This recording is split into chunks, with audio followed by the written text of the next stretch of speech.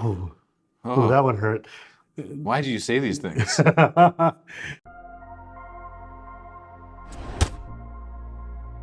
Greetings, you cackling fiends. I hope you're doing well. My name is Graham, and this is the Crack-A-Pack on LRRMTG. Once again, coming to you from MagicCon Chicago with Shivam. Hello. Hello, nice to have you back so soon. Yeah, it feels like it was only minutes ago. Yeah. We were in LRR home space doing the PBR. Though I realize now I have no idea when this episode is Yeah, going it could very well be this shows up in a decade and a half, much like much of the packs in your Crack-A-Pack. Look what we found in the archive, an unused Crack-A-Pack with Graham and Shivam. From Cold Snap. Yeah. But no, this is actually a pack of Dominaria Remastered. Why have you selected a pack of Dominaria Remastered? Because it makes me giggle that when you abbreviate it, it becomes Domri, and Domri was in Ravnica, but not in Dominaria. That's a very tenuous reason to pick a pack to Look, crack. dude, it was in my backpack. Well, let's get into it. Actually, a fan gave this to me at the signing the other day. Oh, cool. And it was just really cool because I'm like, oh, I love this pack. So I thought it would be really fun to open up and see. And it looks like we're starting with Remote Isle, Cycling Land, which is Remote Isle comes to battlefield tapped. Tap to add a blue, and you can cycle it for 2 colorless. I do like this cycle of lands. This card was great in the draft format it showed up in the first time around, and basically every other time. Super good, just generic budget land. And I know what draft format that was. I think it was, when the hell did Cycling Shop, was it on? No, it wasn't on Odyssey, it was Graveyards, Wheeler will know. The next card is the Martial Special, Mana War. Oh, wonderful. 2 and a blue for a 2/2, the Jellyfish, that when it enters the battlefield, returns target creature to its owner's hand. Basically the greatest tempo play in all of Magic. I love Mana War. Mana War it's so classic, the entire category of cards is just called Mana Wars. Yeah. We have another Cycling Tap land, Smoldering Crater. It's a tap for a red, same thing as last time. From unknown black bordered, old bordered expansion set that had cycling in it. Was it Tempest Block? Was Tempest Block the one with cycling? Was it Odyssey Block? Odyssey was Graveyards and Flashback, so maybe not Flashback. Maybe Flashback? Was it Flashback and cycling? I don't know. Almost the same, but not quite as powerful as Remote Isle, obviously. Yeah, because, reds and blues. Next is Urborg Uprising, which is 4 and a black sorcery. It says, return up to 2 target creatures from your graveyard to your hand and then draw a card. So it's like a double raised red. Rubble Days Red. Rubble Days Red. Hey. I'm going to start that one over. We're recording this one on Sunday. Boy, are we. It's fine. Double Raised Dead is pretty good. This came from a set that had Urborg mentioned in it. Next is Aquamoeba.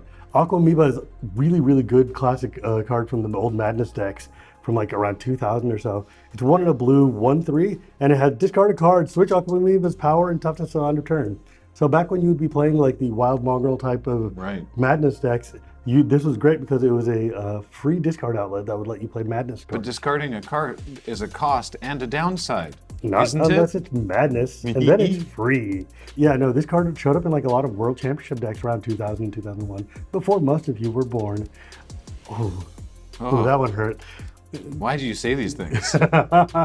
Next is Limited All-Star Festering Goblin, which is a zombie gobbo for 1/1, and says when it dies, target creature is -1/-1 until end of turn. I like that they've done variants of this card, like the 1/1 for a single black that when it dies, it's either -1/-1, or it leaves a -1/-1 counter. Or if it's a red one, it doesn't point to damage. Yeah. I just like this effect a lot. 1 drop that'll kill a 2-powered thing, a 2 toughness. Good times. I like that the art looks like he's going home from work. Yeah, like you expect he's got like a lunch pot in his hand, and he's just like, see you later, Steve.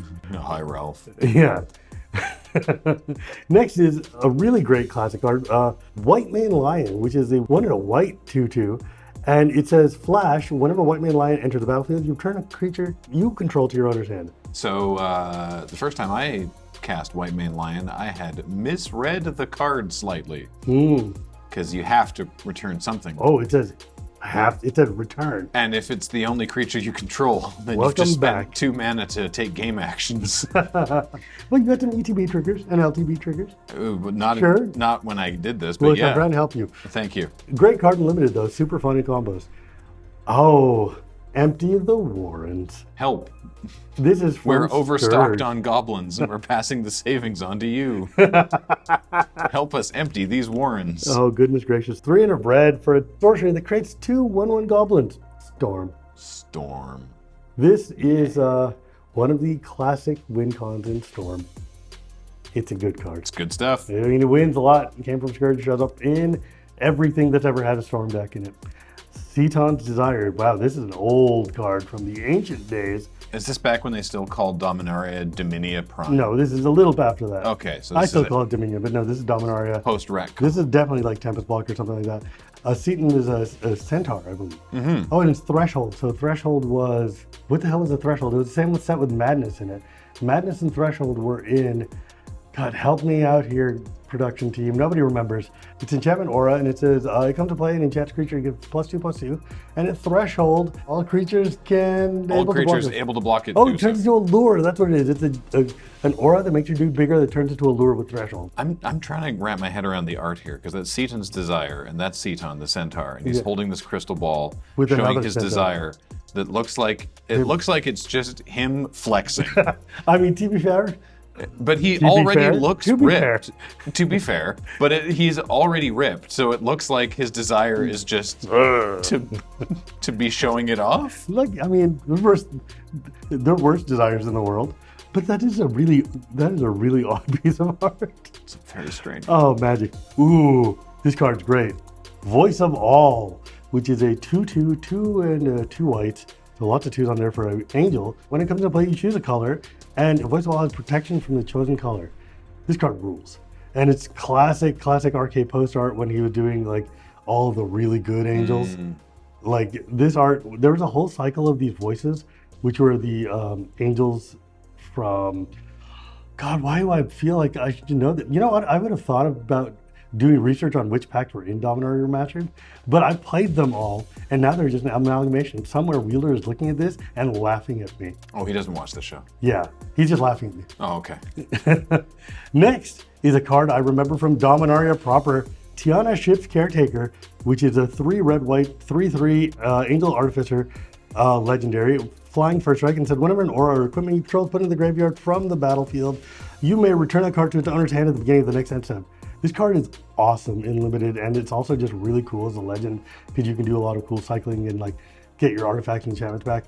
But I also really hated it because they made her look like the engineer from Firefly, and with the weird kind of like overalls and things, and it just did not fit my mental vibe of what Dominaria looks like. I submit to you, those wings would be filthy.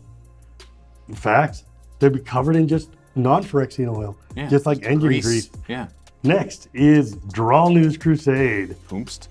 Dralnu was a dude from like Tempest Block. Oh. This is a 1 red black enchantment that says all goblins get +1/+1. Hooray. And all goblins are black and also zombies in addition to their creature types. Wait, boo. And so they're all basically festering goblins Oh. who are just bigger.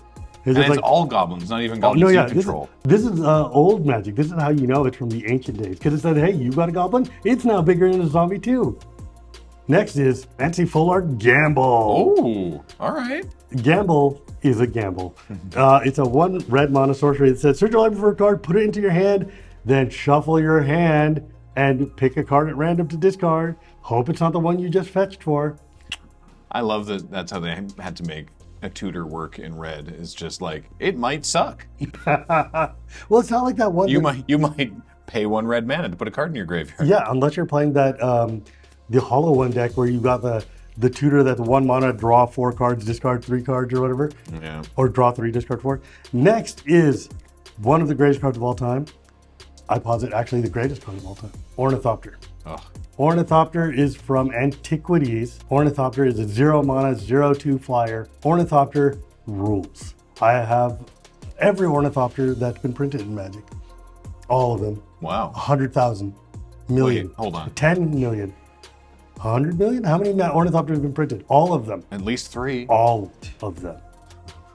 Actually, it's funny because when we did the Crack-A-Pack for Avishkar, we got the The set's called Ether Drift. I know you're personally invested. I'm sorry. No, here's the thing. We were doing a Shivam and Wheeler about Kaladesh block that we recorded between hither and thither. And I wanted to talk about the ornithopter from that because they turned the ornithopter into a kite, which is a little child flying a kite that's an ornithopter. Because in India, where I'm from, there's a kite festival where people go around during the equinox in January.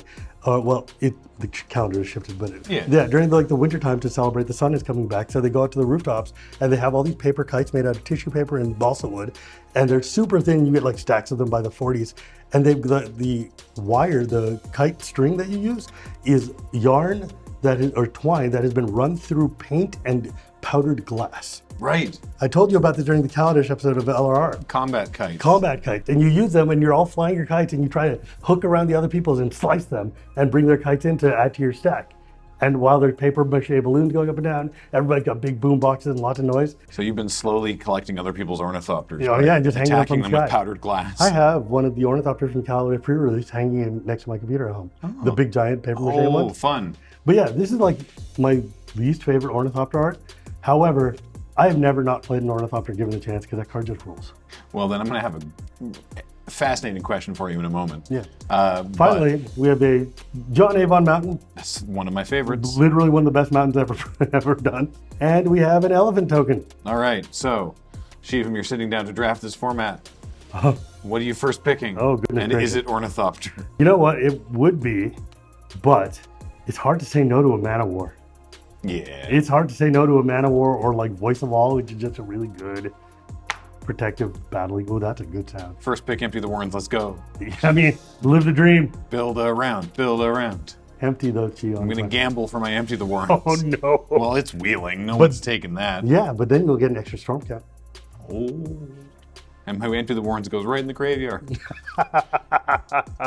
Hey, Shivam, thanks so much for joining us. This has been a delight. Pleasure.